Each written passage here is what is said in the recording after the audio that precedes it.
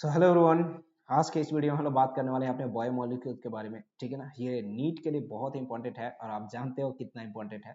ठीक है, तो रीनीट हो रहा है तो एक बार इससे पहले वाले में ही वीडियो में बताया था कि बहुत इंपॉर्टेंट चैप्टर है। फ्री में आपको 4 मार्क्स मिलते हैं अगर आप 2 घंटे भी ध्यान से पढ़ लेते हो। ठीक है ना, ये वीडियो भी काफ़ी इनफ होगा आपको 4 मार्क्स देना के लिए। तो चलिए शुरू करते हैं बिना किसी देर के। ठीक है ना, सबसे पहले हम बात करते हैं बायोमोलिक्यूल्स के बारे। बकवास बात यहाँ पे लिखा हुआ है थोड़ा सा, है ना। सर डायरेक्ट शुरू करते हैं कार्बोहाइड्रेट से। कार्बोहाइड्रेट क्या है? ये मेनली हमें जो है प्लांट से मिलता है। ठीक है ना, और ये जो है ऑर्गेनिक कंपाउंड्स जो भी नेचुरली पाए जाते हैं उसका सबसे बड़ा मतलब ग्रुप है कह सकते हैं। ठीक है ना, इसका जो जनरल फॉर्मूला हमारे पास होता है वो क्या होता है? CXH2O का होल वाई। ठीक है ना, ये जनरल फॉर्मूला हम कार्बोहाइड्रेट के लिए यूज करते हैं। लेकिन इसकी एक ये जो है कुछ कंपाउंड्स इसमें फिट हो जाते हैं, कुछ कंपाउंड नहीं फिट होते हैं। जैसे ग्लूकोज इसमें पक्का फिट हो जाता है और साथ ही साथ एक कार्बोहाइड्रेट है। लेकिन कुछ कंपाउंड नहीं फिट होते हैं, जैसे एसिटिक एसिड। एसिटिक एसिड क्या है? वो एसिड है, वो कार्बोहाइड्रेट नहीं है। फिर भी इस जनरल फॉर्मूले में पक्का फिट हो जाता है। ठीक है, लेकिन ये कार्बोहाइड्रेट नहीं है। बट वही हम बात करें रहमनोज क्या है? रहमनोज एक कार्बोहाइड्रेट है, लेकिन ये जिसका फॉर्मूला हमारे पास C6H12O5 है, जो कि कार्बोहाइड्रेट है, बट एक ये जो है फॉर्मूले में बिल्कुल भी फिट नहीं हो रहा है, तो हमारा डेफिनेशन चेंज कर दिया गया। ठीक है ना, पहले क्या था? पहले ये था कि कार्बन और वाटर से मिलकर बने वाले कंपाउंड को हम लोग क्या कह रहे थे? कार्बोहाइड्रेट कह रहे थे। ठीक है ना, लेकिन अभी ये जो है डेफिनेशन चेंज हो गया कि ये सारे जो है देखने के बाद कि कुछ कंपाउंड इसमें फिट नहीं हो रहे हैं और कुछ फिट हो रहा है फिर भी कार्बोहाइड्रेट नहीं। तो अब नया डेफिनेशन क्या है? The carbohydrate may be defined as optically active polyhydroxy aldehyde or ketone or the compound which will reduce such unit on hydrolysis. तो कार्बोहाइड्रेट अब उसे कहा जा रहा है, जिसमें हमारे पास पॉलीहाइड्रोक्सी और पॉलीहाइड्रोक्सी कीटोन होगा, एल्डिहाइड होगा, या फिर वैसे जो है कंपाउंड जो हाइड्रोलिसिस करने पे ये सारे कंपाउंड प्रोड्यूस करते हैं, तो उसे हम लोग कार्बोहाइड्रेट कहते हैं। ठीक है ना, ये बेसिक सा डेफिनेशन हमारे कार्बोहाइड्रेट के लिए लाया गया है। अब बात करते हैं जो हमारे घरों में कॉमनली जो कार्बोहाइड्रेट पाया जाता है, उस जो मीठा होता है उसे हम लोग सुक्रोज कहते हैं। ठीक है ना, उसे हम लोग सुक्रोज कहते हैं। वही जो शुगर हमारे मिल्क मतलब जो मिल्क में पाया जाता है, ठीक है ना, उसे क्या कहते हैं? उसे लैक्टोज कहते हैं। जो दूध में शुगर पाया जाता है उसे लैक्टोज कहते हैं। ठीक है, अब बात एक और जो है हमारे पास कार्बोहाइड्रेट का दूसरा नाम जो है ऑल्सो कॉल्ड एज सैकेराइड्स। कार्बोहाइड्रेट का दूसरा नाम हम लोग सैकेराइड्स कहते हैं, जो कि ग्रीक वर्ड सैकेरॉन से लिया गया है, जिसका मतलब शुगर होता था। ठीक है, ये फालतू था, है ना।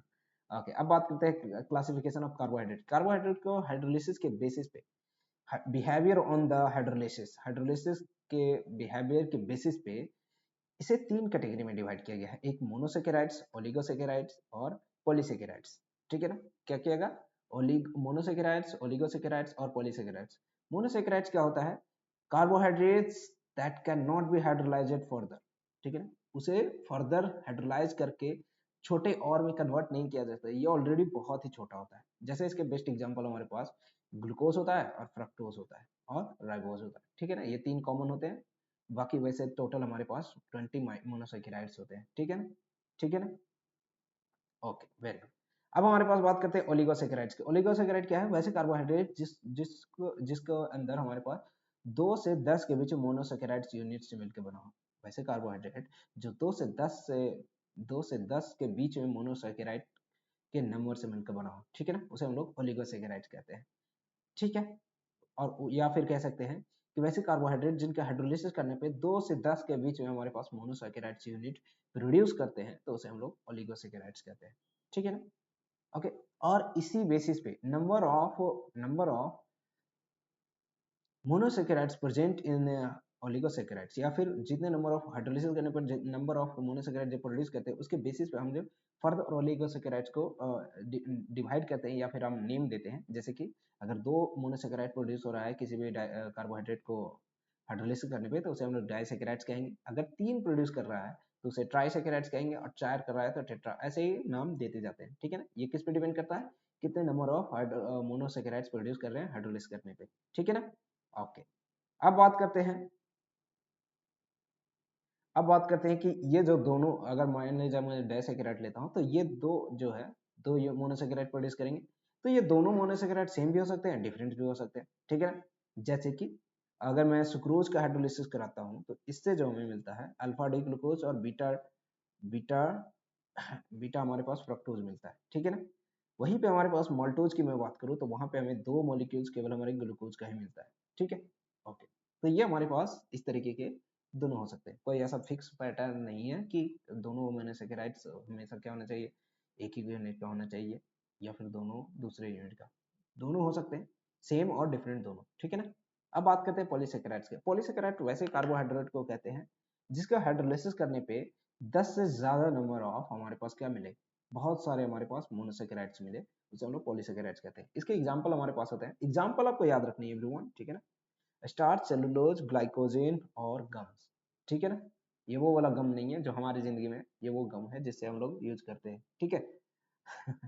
ओके, पॉलीसेकेराइड जो होता है वो टेस्ट में स्वीट नहीं होता है। ये बात बढ़िया से आपके दिमाग में आना चाहिए कि ये जो है पॉलीसेकेराइड, ये टेस्ट में स्वीट नहीं होते, ठीक है ना? इसे हम लोग नॉन शुगर भी कहते हैं। मीठा कौन होता था? ये होता था ओलिगोसेकेराइड, ठीक है ना? जैसे सुक्रोज हो गया, फ्रक्टोज हो, सॉरी, सुक्रोज हो गए, लैक्टोज हो गए, ठीक है ना? वो सब क्या थे? शुगर इन टेस्ट थे। आगे बढ़ते हैं, फिर हम कार्बोहाइड्रेट को शुगर और नॉन शुगर के बेसिस पे भी दो पार्ट में डिवाइड करते हैं। एक रिड्यूस, सॉरी, कार्बोहाइड्रेट को, ठीक है ना, रिड्यूसिंग और नॉन रिड्यूसिंग में भी क्लासिफाई करते हैं, ठीक है? क्या करते हैं? रिड्यूसिंग शुगर और नॉन रिड्यूसिंग शुगर, ठीक है? जैसे कि अगर कोई कंपाउंड या all those carbohydrate which reduce Fehling solution Tollens reagent, ठीक है ना, उसको हम लोग रिड्यूसिंग शुगर कहेंगे। वैसे कार्बोहाइड्रेट जो कि रिड्यूस कर दे फेलिंग सॉल्यूशन टॉलेंस रिएजेंट, उसे हम लोग रिड्यूसिंग शुगर कहेंगे, ठीक है? जैसे कि हमारे पास क्या आ जाएगा, ऑल मोनोसेकेराइड वेदर एल्डोज और कीटोज आर रिड्यूसिंग शुगर। तो जितने हमारे पास मोनोसेकेराइड्स हमारे पास क्या है, एल्डोज कीटोज हैं, ठीक है, वो क्या है, वो रिड्यूसिंग शुगर है, ठीक है? अब हमारे पास डाइसेकेराइड्स में बात कर लेते हैं, ठीक है? डाइसेकेराइड्स में भी बात कर लेते हैं।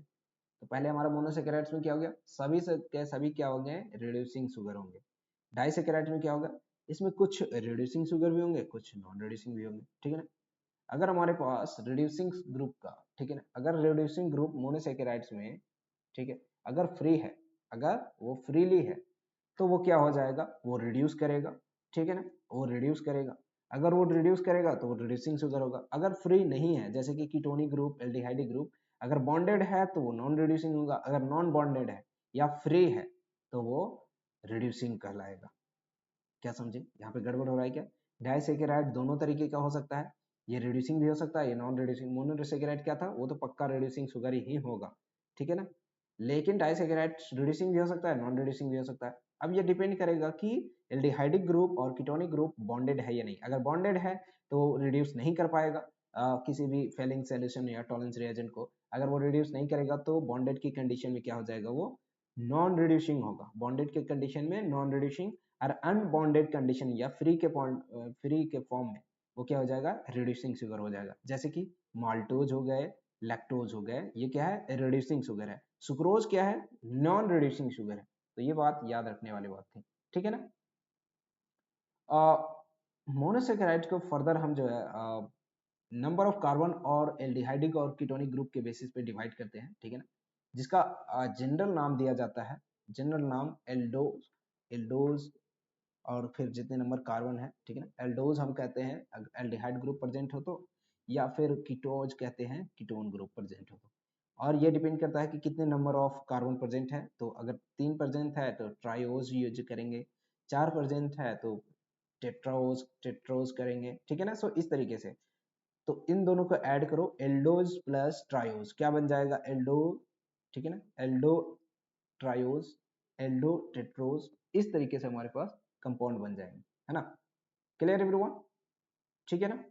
ओके, सो ये हमारे पास aldotriose, aldotetrose, aldopentose, aldohexose, aldoheptose, ठीक है ना? Ketotriose, ketotetrose, ketopentose, अगर ये कीटोनिक ग्रुप है तो कीटोन ग्रुप, कीटोनिक और कीटो ग्रुप जो भी आप कह लो, है ना? तो ये हमारे पास क्या हो जाता है, इस तरीके से मोनोसेकेराइड्स को डिवाइड कर सकते हैं। मोनोसेकेराइड कहने का मतलब क्या, जिसमें एक ही हमारे पास क्या हो, उसको फर्दर हम डिवाइड नहीं कर सकते, वैसे कार्बोहाइड्रेट जिसको फर्दर हम हाइड्रोलाइज नहीं कर सकते, याद है ना? ओके, जैसे मैंने एग्जांपल बताया था, फ्रक्टोज था, राइबोज था, और क्या था, फ्रक्टोज था। अगर नहीं याद आ रहा है तो मैं फिर से दिखा देता हूँ कहाँ पे था। ये यहाँ पे मोनोसेकेराइड, राइबोस, यह रहा फ्रक्टोज और ग्लूकोज, ये याद रखने हैं, ठीक है ना। तो यहाँ से हम शॉर्टकट में लिख सकते हैं मोनोसेकेराइड्स। एक सेकंड में थोड़ा सा इसे छोटा कर देता हूँ साइड में। मोनोसेकेराइड्स में कौन कौन एग्जाम्पल था? एक तो ग्लूकोज था, ग्लूकोज, दूसरा हमारे पास फ्रक्टोज, फ्रक्टोज, और तीसरा हमारे पास राइबोज था। और हमारे पास एग्जाम्पल सेकेराइड्स, डाइसेकेराइड्स की बात करूँ तो, या फिर ओलिगोसेकेराइड्स। डाइसेकेराइड्स में हमारे पास सुक्रोज था, सुक्रोज, सुक्रोज हो गया, और क्या हो गया? माल्टोज, माल्टोज और लैक्टोज।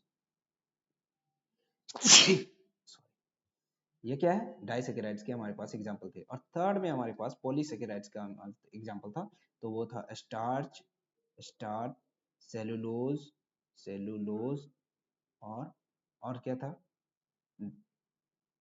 ग्लाइकोजेन, ग्लाइकोजेन, ग्लाइकोजेन और गम्स, ठीक है ना। तो ये आपके एग्जाम्पल थोड़ा सा याद होना चाहिए, है ना। ओके, आगे बढ़ते हैं। ग्लूकोज की हम बात करें तो ग्लूकोज क्या होता है? Glucose occur freely in nature as well as in combined form, ठीक है ना, वो फ्री भी एग्जिस्ट करता है कंबाइंड फॉर्म में।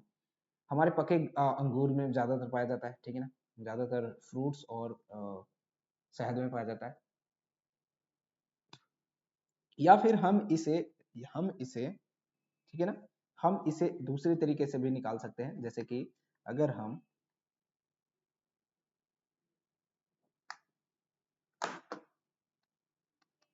एक सेकेंड,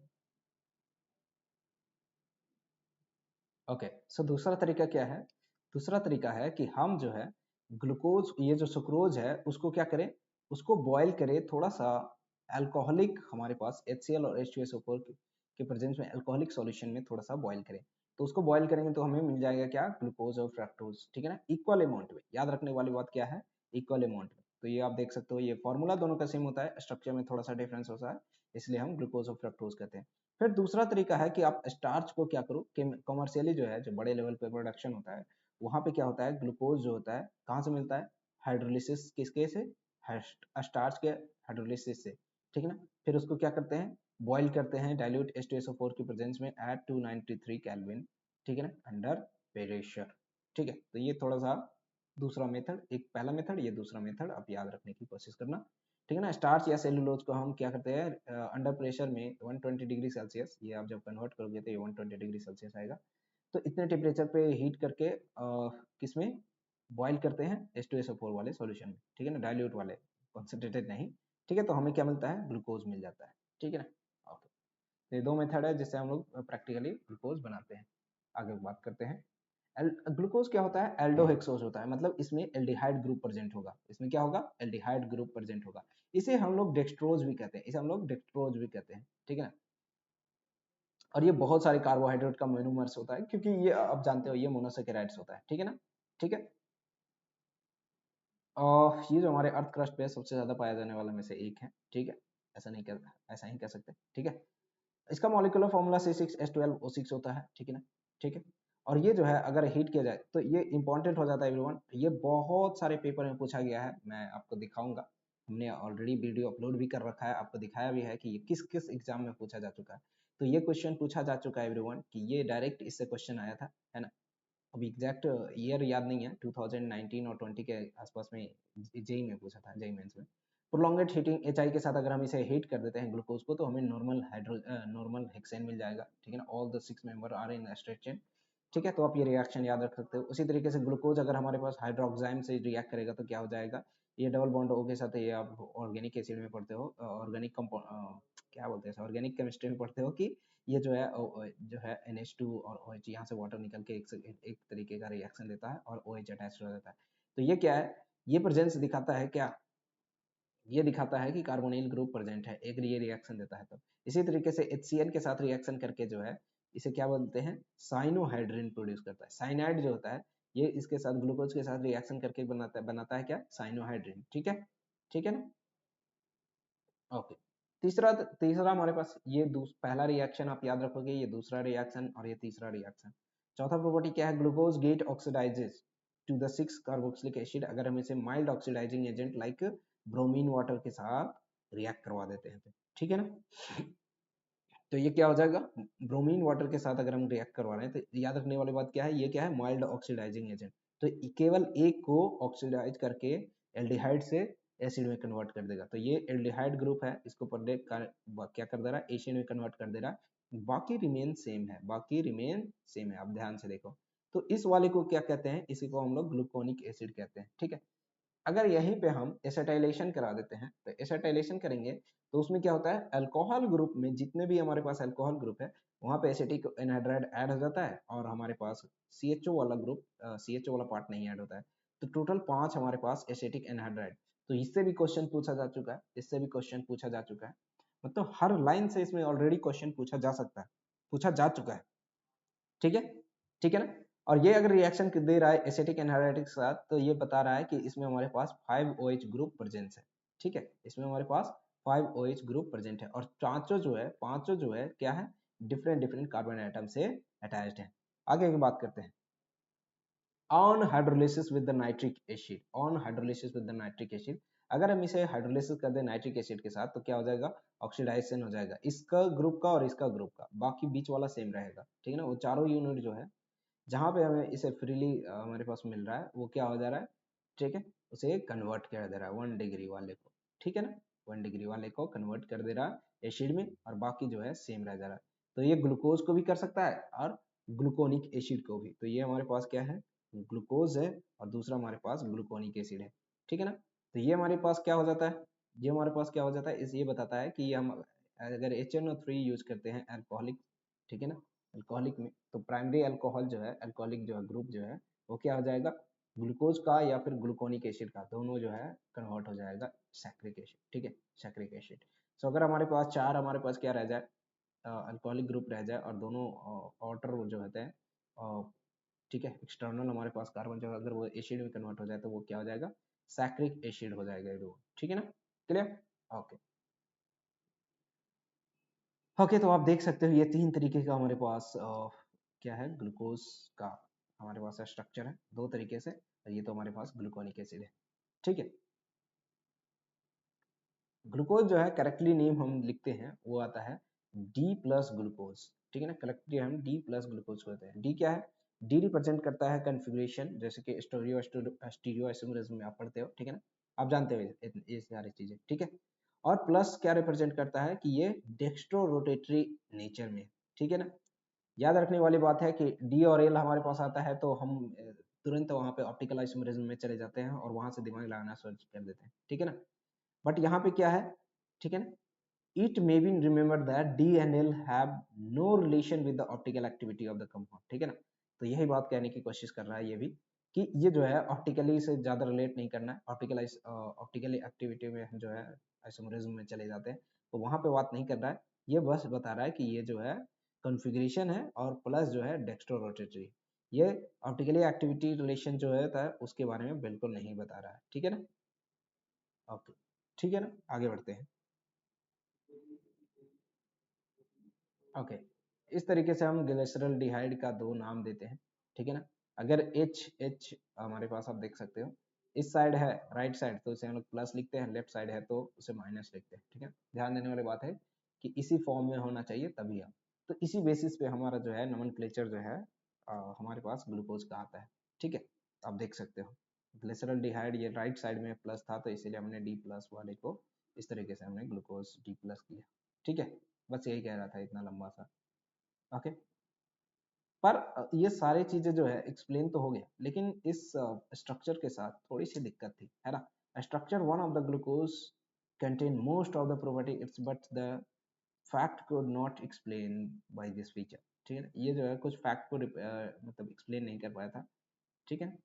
इसके पास एल्डिहाइडिक ग्रुप होने के बावजूद भी, despite having the aldehydic group, glucose do not give the 2,4-DNP test, ठीक है, चिफ टेस्ट, ठीक है। It do not form a hydrogen sulphide additional product with NHSO3, ठीक है ना। सो ये सारी चीजें नहीं दे रहा था। दूसरा बात क्या है, pentaacetate of glucose do not react with the hydroxy amine indicate the absence of free CHO, ठीक है। अगर ये पेंटा एसीटेट ग्लूकोज का अगर हमारा हाइड्रोक्सी के साथ रिएक्शन करवाते हैं, तो नहीं होता था, ठीक है। इसका मतलब ये था क्या, कि इसमें हमारे पास CHO ग्रुप जो है फ्रीली एग्जिस्ट नहीं करता है। Glucose found in exist in two different crystalline form. ये इससे भी लाइन पूछा जा चुका है एवरीवन, ठीक है ना। आप देखोगे, मैं आपको दिखाऊंगा कि कहाँ कब पूछा गया, ठीक है। तो इससे भी लाइन क्वेश्चन पूछा गया था कि ग्लूकोज जो है किस फॉर्म में एग्जिस्ट करता है, और टेम्परेचर से रिलेटेड क्वेश्चन था। तो वहाँ पे एक जस्ट लैंग्वेज के फॉर्म में दिया था, ऐसा नहीं कि मतलब ये पूछा था, जस्ट लैंग्वेज के फॉर्म में दिया गया था और 4 ऑप्शन बना दिए थे, बस इसी 4 लाइनें जो है, ठीक है ना। तो उसमें टेम्परेचर को एक अल्फा के साथ इस वाले टेम्परेचर को ऐड किया था, एक और अल्फा के साथ इस वाले को, ऐसे करके 4 ऑप्शन बनाया था, ठीक है ना। तो अल्फा फॉर्म जो ग्लूकोज का होता है उसका मेल्टिंग पॉइंट 419 होता है, और ऑब्टेन कब होता है, crystallization of crystallization from concentrated solution of glucose at 303, ठीक है ना। वहीं पे हमारे पास बीटा फॉर्म जो होता है, वहीं पे हमारे पास बीटा फॉर्म जो होता है वो होता है, उसका मेल्टिंग पॉइंट 423 होता है, ठीक है ना, kelvin, and is obtained by the crystallisation from the hot and saturated aqueous solution of aqueous solution at 371 kelvin. तो अब क्लियरली यहाँ से आप याद रखने का तरीका ये रख सकते हो कि ये दोनों जो टेम्परेचर है, ये दोनों टेम्परेचर से कम है, ये दोनों टेम्परेचर से कम है। ध्यान से देखो, 419 423 से कम है, 303 जो है 371 से कम है। तो इसमें तरीका याद रखने का ये तरीका है कि अल्फा फॉर्म जो ग्लूकोज का होगा, अल्फा फॉर्म ग्लूकोज का होगा, उसके मेल्टिंग पॉइंट भी कम होंगे और वो कम टेम्परेचर पे भी हीट किया जा रहा होगा, ठीक है ना। ओके, तो दोनों में से किसी एक का अगर याद रखते हो तो दूसरा खुद ब खुद ऑप्शन आपको याद रहेगा, ठीक है ना। ऐसा नहीं है कि मतलब बहुत ज्यादा डिफिकल्ट क्वेश्चन देगा, ठीक है। बहुत इजी क्वेश्चन था, है ना। जिसको ये लाइन अगर थोड़ा सा पढ़ लिया था तो उसको याद मतलब याद था, ठीक है। This behaviour could not explain by the open chain structure. So ये जो ये एक्सेप्शन आए या फिर जो ये डिमेरिट्स आया, ये जो है ओपन चेन स्ट्रक्चर जो है बिल्कुल भी एक्सप्लेन नहीं कर पा रहा था, ठीक है। जैसे कि 2 पर डीएनपी टेस्ट नहीं देना, इस हाइड्रोक्सी अमाइन के साथ रिएक्शन नहीं करना, ठीक है ना, 2 फॉर्म एग्जिस्ट करना उसके बारे में बिल्कुल नहीं बताया, ठीक है। तो यही सारी चीजें जो है बाद में जो है प्रपोज किया गया इन सबको हटाने के लिए साइक्लिक फॉर्म, ठीक है ना, साइक्लिक फॉर्म एक्सप्लेन किया गया। It was a proposal that the one of the OH group may be added to the CHO group and form a cyclic hemiacetal, cyclic hemiacetal structure बनाया गया, ठीक है ना। It was found that the glucose form a 6-member ring to which OH at C5 is involved in the ring formation, ठीक है ना। यानी कि 5वें वाले कार्बन पे जो है हमारे पास जो कार्बन होगा वो रिंग फॉर्मेशन करेगा और एक हेमिएस्टेटल स्ट्रक्चर बनाएगा 6 मेंबर वाले का, ठीक है ना। This explain the absence of CHO group. जब ऐसा करते हैं तो हमारे पास सीएचओ ग्रुप जो है वो पहले फ्रीली था, अब वो जो है कंबाइंड फॉर्म में आ गया और वो एब्सेंस बताता है, ठीक है ना। Also experience of glucose in 2 form, ठीक है ना। Also existence of glucose in 2 form, यहाँ से हम 2 फॉर्म में ग्लूकोज का एग्जिस्टेंस भी बता सकते हैं। ये जो होता है साइक्लिक जो होता है, साइक्लिक फॉर्म जो होता है वो इक्विलिब्रियम में होता है, ठीक है ना, ओपन चेन स्ट्रक्चर के साथ, ठीक है ना। क्या होता है, ओपन चेन स्ट्रक्चर के साथ ये इक्विलिब्रियम में होता है। बस ये वाला लाइन आपको ध्यान देना है, this two cyclic form exist in the equilibrium with the open chain. आगे बढ़ते हैं, तो ये हमारे पास आप क्लियरली देख पा रहे हो, ये राइट साइड में हमारे पास जो होता था ओ OH, तो उसे हम लोग प्लस वाले से डिनोट करते थे, ठीक है ना, ठीक है ना। ओके, सो अब देखो ये क्या है, अल्फा डी प्लस ग्लूकोज, ये क्या है, बीटा डी प्लस ग्लूकोज, ठीक है। एक्चुअली इसका कंपैरिजन ये वाले का वो से कर दिया है ना। आगे बढ़े, आगे बढ़े, ओके।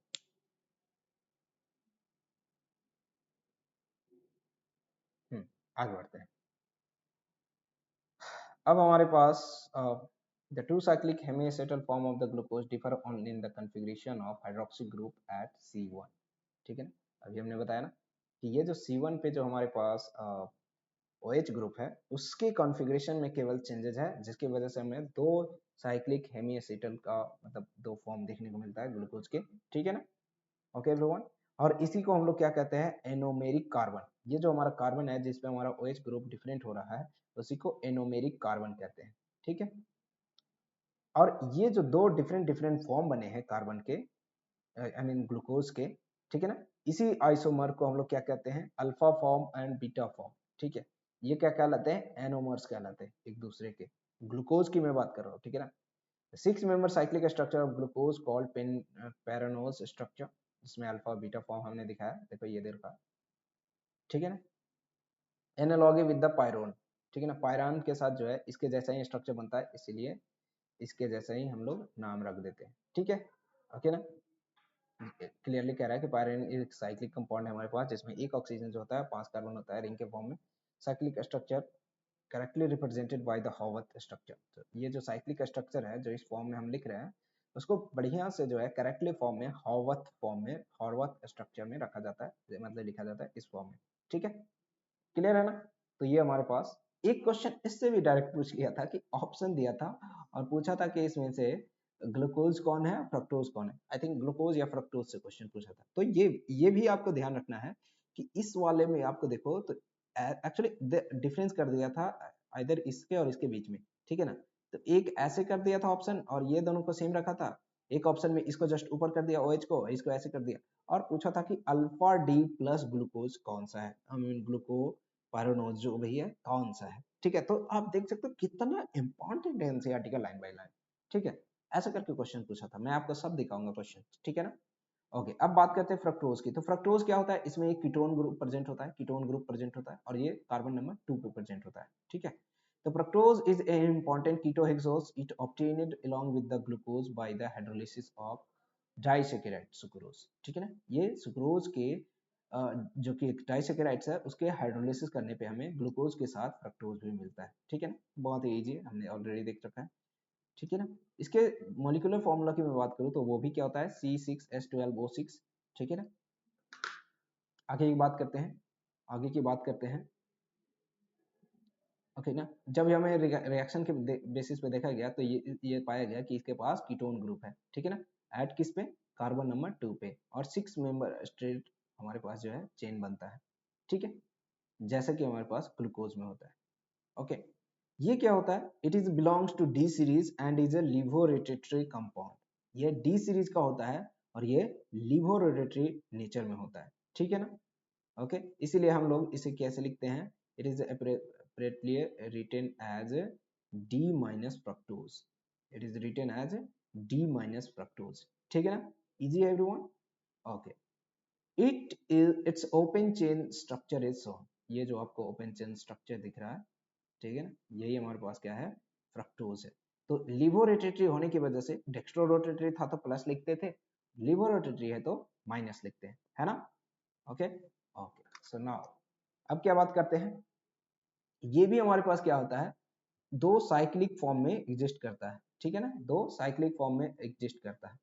ठीक है ना, अगर हम अगेन हम क्या कर दे, C5 वाला OH ग्रुप है जो C डबल बॉन्ड से अगर कनेक्ट कर देते हैं तो हमें फिर से वही जो है, इस बार पहले 6 मेंबर बन रहा था, अब हमारे पास क्या बनेगा 5 मेंबर, क्योंकि पहले वाले में क्या था ग्लूकोज में कि जो है C1 पे जो हमारे पास OH ग्रुप प्रेजेंट है, ठीक है, उसके थ्रू हम अटैच करवा रहे थे।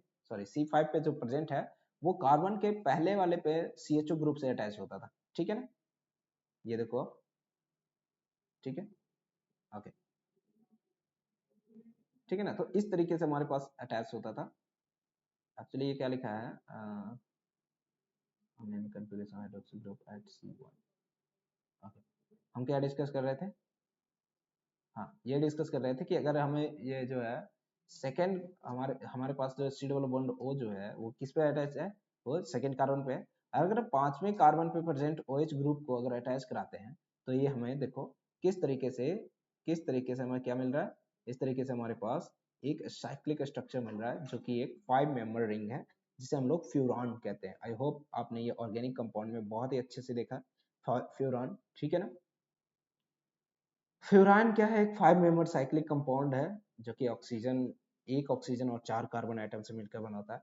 तो अगर आप अल्फा फॉर्म और बीटा फॉर्म लिखना चाहो तो क्या लिखोगे, alpha form D minus fructose, ठीक है ना, फ्रक्टोफ्यूरानोज, और बीटा डी माइनस फ्रक्टोफ्यूरानोज हमारे पास इस तरीके से होगा। तो अगर अगेन आप देखो कि कार्बन नंबर 2 पे हमारे पास क्या है, कार्बन नंबर 2 पे कॉन्फ़िगरेशन ऑफ OH में चेंजेस है। ठीक है ना, ठीक है, और इसको अगेन हमें फिर से अगर बढ़िया से शो करना है तो हमें हॉवर्थ स्ट्रक्चर यूज करनी चाहिए। हमें क्या यूज करना चाहिए, हॉवर्थ स्ट्रक्चर। क्लियर, आगे बढ़ते हैं, हम लाइन बाय लाइन कवर कर रहे हैं एवरीवन। ठीक है ना, तो अगर जितना ज़्यादा से ज़्यादा उसके अपने दोस्तों को बता देना, है ना। आगे बात करते हैं, अब डाइसैकेराइड्स की बात करते हैं। मोनोसैकेराइड्स में हमने ग्लूकोज फ्रक्टोज की बात कर ली, अब डाइसैकेराइड्स की बात करते हैं। तो डाइसैकेराइड हमने 3 तरीके के बताया था, एक सुक्रोज, फ्रक्टोज, ठीक है ना, सॉरी, सुक्रोज, माल्टोज और लैक्टोज, ये 3 तरीके से होते हैं, तीनों की डिस्कशन करेंगे, ठीक है ना। हमने डाइसैकेराइड्स की बात की थी, डाइसैकेराइड्स में क्या होंगे, जब इनको हम हाइड्रोलाइसिस करेंगे तो 2 मोनोसैकेराइड प्रोड्यूस करेंगे। तो सुक्रोज की जब बात करते हैं तो ये 2 मोनोसैकेराइड प्रोड्यूस करता है, फ्रक्टोज और sucrose, sorry, glucose and fructose, ठीक है ना। तो ग्लूकोज कौन सा होता है, ग्लूकोज होता है D glucose, D plus glucose, और हमारे पास फ्रक्टोज कौन सा होता है, डी माइनस फ्रक्टोज, ठीक है, तो ये याद रखनी है, ठीक है। One of the common disaccharide is sucrose which is on hydrolysis give the equimolar mixture of D plus glucose और डी माइनस फ्रक्टोज, ये बस याद रखना है, डी प्लस कह रहा है और डी माइनस फ्रक्टोज है, तो ये ध्यान रखने वाली बात है, क्योंकि बहुत बड़ी गलती वहीं पे हो जाती है। फ्रक्टोज तो लिबोरेटरी होता है, तो माइनस तो आएगा ही आएगा, ठीक है। ओके, दो monosaccharides held together by the glycosidic linkage between them. Okay, glycosidic linkage क्या है, पहले वो बात कर लेते हैं, ठीक है ना, पहले वो बात कर लेते हैं। अगर टू मोनोमर्स, दो monomers joined by the oxide linkage, अगर उनके बीच में ऑक्साइड एक लिंकेज बना रहा है, ठीक है ना, by the loss of water molecule, such linkage between the two monosaccharides units through the oxygen atom is called as glycosidic linkage. That is what glycosidic linkage. अब दिखाता हूँ इमेज आपको, ये देखो आप, जब आप ये स्ट्रक्चर लिखने आओगे तो वहाँ पे आपको एक मॉलिक्यूल्स वाटर निकालना होगा, और वहाँ से जो O रहेगा, ठीक है ना, दो अगर आप OH लेते हो तो वहाँ से एक OH में एक OH और एक O से H से वाटर निकल जाएगा और एक O रह जाएगा दोनों के बीच में, तो ये हमारा लिंकेज जो बनता है उसे हम लोग ग्लाइकोसिडिक लिंकेज कहते हैं, ठीक है ना। ओके, तो ये जो हमारे पास सुक्रोज में जो alpha D ग्लूको sorry D plus glucose और डी माइनस फ्रक्टोज जुड़े होते हैं, वो क्या होते हैं, असल में क्या होता है, अल्फा डी ग्लूकोज और alpha D beta D fructose होता है, ठीक है।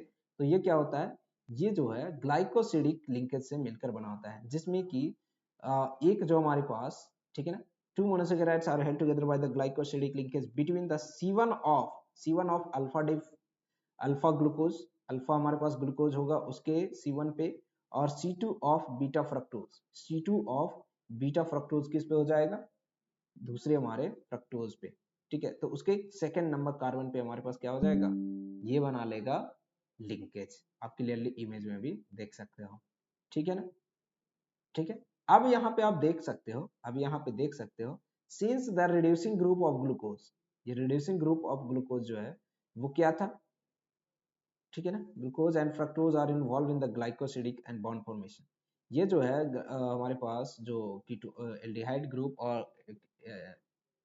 किसका, एल्डिहाइड ग्रुप ग्लूकोज का और कीटोन ग्रुप फ्रक्टोज का हमारा किस में इन्वॉल्व हो गया, ग्लाइकोसिडिक लिंकेज बॉन्ड फॉर्मेशन में, तो इसीलिए हम इसे क्या कहेंगे, इसे हम कहेंगे नॉन रिड्यूसिंग शुगर, क्योंकि हमारे पास जो भी रिड्यूसिंग ग्रुप था वो क्या हो गया, वो ग्लाइकोसिडिक बॉन्ड फॉर्मेशन में काम आ गया, ठीक है ना, इसीलिए शुगर हमारे पास नॉन रिड्यूसिंग शुगर है। हाँ, सबसे इंपॉर्टेंट पॉइंट यहीं पे आता है कि इससे भी डायरेक्ट क्वेश्चन पूछा गया था कि सुक्रोज जो रहता है डेक्स्ट्रो रोटेटरी इन नेचर होता है, लेकिन जब हम इसे हाइड्रोलिसिस, ये बहुत इंपॉर्टेंट पॉइंट हो गया, ठीक है, बहुत सारे स्टूडेंट्स यहाँ पे मिस्टेक कर देते हैं कि सुक्रोज जो होता है डेक्स्ट्रो रोटेटरी नेचर होता है, लेकिन जब भी हम इसे हाइड्रोलिसिस करते हैं तो ये डेक्स्ट्रो रोटेटरी से लिवो रोटेटरी में कन्वर्ट हो जाता है, ठीक है ना, क्योंकि ये जो है दोनों प्रोड्यूस करता है, डेक्स्ट्रो रोटेटरी ग्लूकोज और लिवो रोटेटरी फ्रक्टोज, ठीक है ना। बट दिक्कत इस बात की है कि since the levorotatory of fructose is more than the dextrorotatory of glucose, ठीक है, इसलिए हमारे पास overall the mixture become levorotatory, overall the mixture is become levorotatory, thus the hydrolysis of the, ठीक है ना, hydrolysis of sucrose bring about change in the sign of rotation from dextro to levo and the product is named as invert sugar. So जब भी हम sucrose का hydrolysis करते हैं तो वो हमें इन्वर्ट शुगर दे देता है, क्योंकि यहाँ पे जो है चेंज हो जाता है, ठीक है, साइन चेंज हो जाता है, रोटेशन, ठीक है, साइन ऑफ रोटेशन चेंज हो जाता है। ओके, अब बात करते हैं माल्टोज की। तो माल्टोज क्या है, ये भी एक डाइसैकेराइड्स है जिसके हम लोग हाइड्रोलिसिस करते हैं, तो दो हमारे पास क्या देता है, दो हमारे पास अल्फा डी ग्लूकोज देता है। सुक्रोज क्या दे रहा था, alpha D sucrose, sorry alpha D glucose और बीटा डी फ्रक्टोज, यहाँ पे क्या है, माल्टोज दोनों अल्फा डी ग्लूकोज ही दे रहा है, ठीक है ना। ये जो है दोनों जो अल्फा डी ग्लूकोज होते हैं वो दोनों क्या होते हैं, वो ग्लाइकोसिडिक लिंकेज से बन के बना होते हैं, ठीक है ना। ग्लाइकोसिडिक लिंकेज C1 पहले जो ग्लूकोज होगा उसके C1 कार्बन पे अटैच से जुड़ा होगा, और C4 जो है, C4 अदर कार्बन, हमारे पास कार्बन जो होंगे ग्लूकोज के यूनिट के, उसके फोर्थ वाले कार्बन पे, ठीक है ना, वो दोनों जुड़े होंगे, ठीक है ना। तो ये हमारे पास ग्लाइकोसिडिक लिंकेज इस तरीके से बनेगा, आप देख पा रहे हो, ठीक है ना। ये पहला कार्बन है और ये फोर्थ कार्बन इस वाले का हमारे पास ग्रुप का, ठीक है। तो ये इस तरीके से हमारे पास क्या बना रहे हैं, ये हमारे ग्लाइकोसिडिक लिंकेज बना रहे हैं। आगे बढ़ते हैं। Free aldehyde group can be produced at the C1 of the second, ठीक है। तो आप क्लियरली देख पाओगे, ठीक है ना। ये जो हमारा सेकेंड वाला जो कार्बन हमारे पास क्या बोलते हैं इसे, ठीक है, the free aldehyde group can be produced at the C1 of the second glucose. ये जो सेकेंड ग्लूकोज है उसका C1 पर जो हमारे पास एल्डिहाइड ग्रुप है वो तो फ्री ही रह जाएगा, वो तो फ्री ही रह जाएगा, इसीलिए ये जो है रिड्यूसिंग शुगर होता है। क्योंकि अगर कीटोनिक ग्रुप या एल्डिहाइडिक ग्रुप फ्री रहता है तो उसे हम लोग रिड्यूसिंग शुगर की कैटेगरी में रहते हैं। इसीलिए हम उस टाइम पे कहते क्या कि माल्टोज जो है ये रिड्यूसिंग शुगर की कैटेगरी में आते हैं, और साथ ही साथ सेलुलोज, ठीक है। तो ये हमारा कहानी था माल्टोज की, बहुत छोटा कहानी था पर इंटरेस्टिंग कहानी। अब बात करते हैं लैक्टोज की। लैक्टोज क्या है? लैक्टोज क्या है? अगेन वही शुगर, मिल्क में जो शुगर पाया जाता है उसी को लैक्टोज कहते हैं, ठीक है ना। ओके, अगेन ये भी क्या है, ये भी एक डाइसेकेराइड्स है, यानी कि हाइड्रोलिसिस करेंगे तो ये क्या दे देगा, बीटा डी ग्लैक्टोज देगा और बीटा डी ग्लूकोज देगा। थोड़ा सा अजीब लग रहा है ना, ग्लैक्टोज, हाँ ग्लैक्टोज ही बात कह रहा है, ठीक है। तो ये दो यूनिट से मिलकर बना है मोनोसेकेराइड से, one is the beta D galactose और one is beta D glucose, ठीक है। इसमें अगेन हमारे पास क्या होता है, ग्लाइकोसिडिक लिंकेज होता है, ठीक है ना, जो कि होता है किसमें, C1 of galactose and C4 of glucose. तो ये कभी कभी ये भी क्वेश्चन पूछा है, ग्लाइकोसिडिक से भी क्वेश्चन पूछा है, तो आपको ये भी याद होना चाहिए, ठीक है ना। लैक्टोज या माल्टोज से ही पूछा था, ठीक है ना। ठीक है, तो आपको थोड़ा सा ये भी याद रखना है, हर लाइन याद रखना है। बायोमोलिक्यूल्स में बहुत ही इंपॉर्टेंट चैप्टर होता है, मतलब हर लाइन कभी ना कभी कोई लाइन से पूछ ही देता है, ठीक है। और बच्चे कंफ्यूज हो जाते हैं, सरप्राइज हो जाते हैं अगर उन्हें याद ना हो या फिर एनसीईआरटी पढ़े ना हो तो, ठीक है ना। ओके, सो हमारे पास लैक्टोज की हमने बात कर ली। आप देख सकते हो ये क्या है, अगेन हमारे पास इसमें जो है एल्डिहाइडिक ग्रुप और कीटोनिक ग्रुप में से आप देखो तो एल्डिहाइड ग्रुप किसका प्रेजेंट है, हमारे पास ग्लूकोज का प्रेजेंट है। तो अगर ये फ्री है तो ये क्या हो जाएगा, एक रिड्यूसिंग शुगर की कैटेगरी में आ जाएगा, है ना। ये हमारे पास क्या होगा, रिड्यूसिंग शुगर की कैटेगरी में आ जाता है, इसीलिए हम इसे क्या कहते हैं, रिड्यूसिंग शुगर कहते हैं। तो आप ये फॉर्मूला देख लो और साथ ही साथ स्ट्रक्चर ध्यान से देख लो, है ना। C4 किसका अटैच्ड है, ग्लूकोज का। C1 किसका अटैच्ड है, ग्लैक्टोज का, ठीक है ना। तो इसे हम लोग फिर से क्या कहेंगे, रिड्यूसिंग शुगर। बहुत ही बेहतरीन कॉन्सेप्ट है, ठीक है ना, बहुत ही छोटा छोटा है लेकिन मतलब काम का चीज है ना। अब बात करते हैं पॉलीसेकेराइड्स की। पॉलीसेकेराइड्स अगेन क्या है, ये लार्ज नंबर ऑफ मोनोसेकेराइड से मिलकर बना होता था, ठीक है। तो क्या है, large number of monosaccharides unit joint होंगे, ठीक है। किससे ज्वाइंटेड होंगे, ग्लाइकोसिडिक लिंकेज से। याद रखने वाली बात है कि मोनोसेकेराइड जुड़े होते हैं लेकिन किससे, ग्लाइकोसिडिक लिंकेज से, ठीक है ना। ओके, अब बात करते हैं स्टार्च क्या है। स्टार्च जो होता है ये मेनली जो होता है स्टोरेज होता है पॉलीसेकेराइड्स प्लांट्स में, ठीक है। Polysaccharides of plant main storage polysaccharides of plant होता है, ठीक है। और ये हम लोग मतलब अपने खाने पीने के लिए यूज करते हैं स्टार्च, ठीक है ना। ये सबसे ज्यादा पाया जाता है रूट्स में, ट्यूबर में, ठीक है ना, कुछ वेजिटेबल्स में भी पाया जाता है साथ में साथ, ठीक है। It is the polymer of alpha glucose. ये याद रखने वाली बात है कि ये अल्फा ग्लूकोज का पॉलीमर होता है, ठीक है ना। ग्लूकोज भी हमारे पास दो तरीके के होते हैं, ठीक है ना, एमाइलोज, एमाइलोपेक्टिन, या फिर आप कह सकते हो कि इन्हीं के दो कंपोनेंट्स होते हैं ग्लूकोज के, ठीक है ना। ओके, आगे बात करते हैं। It is the polymer of, तो ये लाइन थोड़ा सा अच्छा है, आपको ये याद होनी चाहिए कि इट इज यानी इट इज व्हाट, स्टार्च जो है वो क्या है, पॉलीमर किसका है, ग्लूकोज का, जो कि दो कंपोनेंट से मिलकर बना होता है, कंसिस्ट ऑफ कंपोनेंट्स एमाइलोज और एमाइलोपेक्टिन। एमाइलोज क्या है, वाटर सॉल्युबल, इससे भी क्वेश्चन पूछा हुआ है, इससे भी क्वेश्चन पूछा हुआ है। Amylose is a water soluble component, sorry, ठीक है ना, जो कि 15 से 20% स्टार्च का बना होता है, ठीक है ना। एमाइलोज क्या है, वाटर सॉल्युबल है। क्वेश्चन ऐसे पूछा था, एमाइलोज वाटर सॉल्युबल है और नॉट, ठीक है, ऐसा ऑप्शंस में था, ठीक है। तो लैंग्वेज का क्वेश्चन था, ठीक है। ओके, आगे बात करते हैं। तो amylose is a water soluble component which is constitute about 15 से 20% ऑफ स्टार्च, ठीक है ना। Chemically amylose is a long unbranch, ठीक है ना। केमिकली क्या होता है, ये अनब्रांच्ड है, ठीक है। याद रखने वाली बात क्या है, केमिकली ये अनब्रांच्ड है। Chemically amylose is a unbranch chain, 200 से 1000 अल्फा डी ग्लूकोज यूनिट इसमें कंबाइन होते हैं C1 और C4 ग्लाइकोसिडिक लिंकेज से, ठीक है ना। तो सारे के सारे ग्लूकोज ही होते हैं इसमें, लेकिन इसमें अल्फा डी ग्लूकोज जो होगा, अल्फा डी प्लस ग्लूकोज, वो कितने यूनिट्स होगा, 200 से 1000 के बीच में, ठीक है ना। किसमें, एमाइलोज में। ये थोड़ा सा लाइन, ये स्टार्च वाला जो है, ये वाला पार्ट जो है जिसमें अभी मैं बात कर रहा हूँ, ये वाला पार्ट ये थोड़ा सा इंपॉर्टेंट हो जाता है, इसीलिए आप थोड़ा सा ध्यान से पढ़ के जाना इसको, है ना। मतलब ध्यान से देखो, यहाँ पे फोकस करो जब मैं बता रहा हूँ, ठीक है ना। तो अगर आप ध्यान से देखोगे तो क्या है, एमाइलोपेक्टिन जो है, एमाइलोपेक्टिन इनसॉल्युबल इन वाटर होता है, एमाइलोज सॉल्युबल होता था।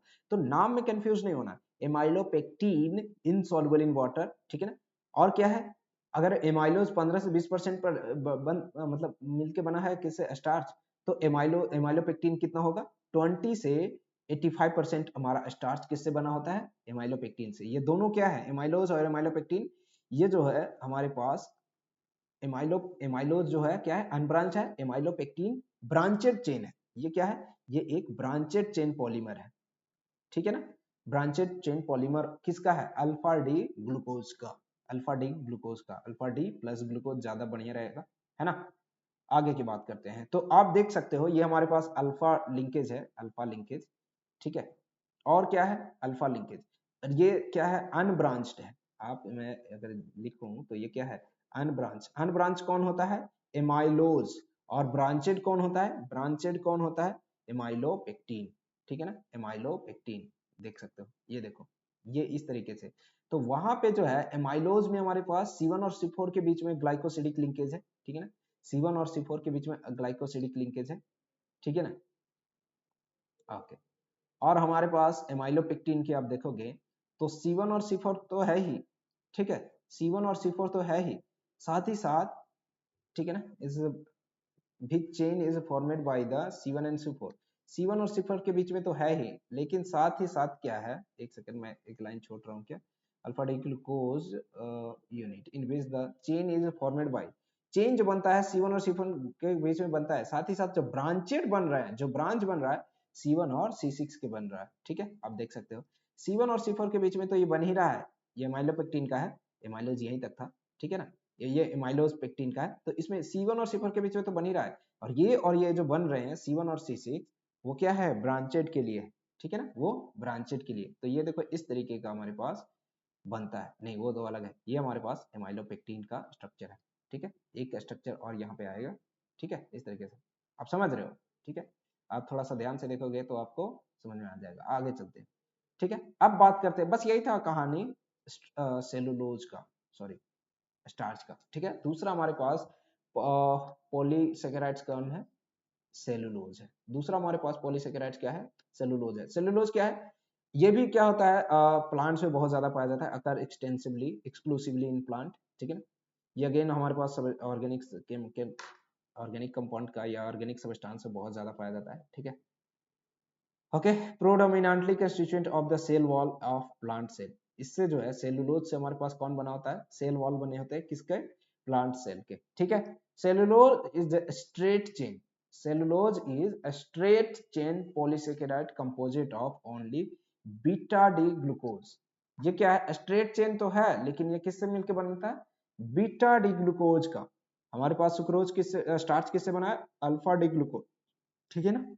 लेकिन पॉलीसेकेराइड्स जो कि सेलुलोज की मैं बात कर रहा हूं, वो बीटा डी ग्लूकोज से मिलकर बना है, ठीक है ना, जो कि ग्लाइकोसिडिक लिंकेज से बना है, ग्लाइकोसिडिक लिंकेज से बना है, C1 of one glucose and C4 of next glucose unit, ठीक है ना, क्लियर है।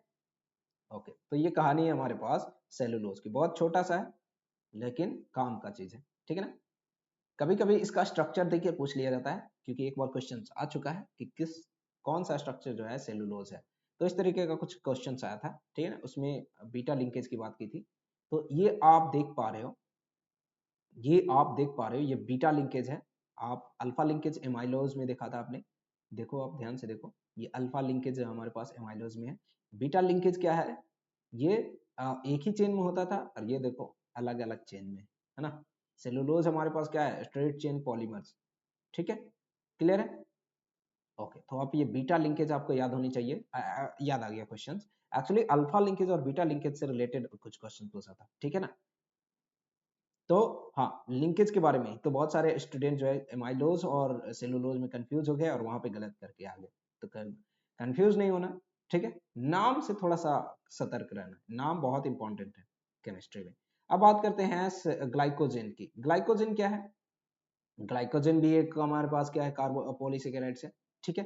कार्बोहाइड्रेट जो कि एनिमल बॉडी में हमारे पास प्रेजेंट होता है, जो अगेन हमें ये क्या कहते हैं, ये एनिमल स्टार्च कहते हैं, ठीक है ना, ये एनिमल का स्टार्च कहते हैं हम ग्लाइकोजन को, ठीक है ना।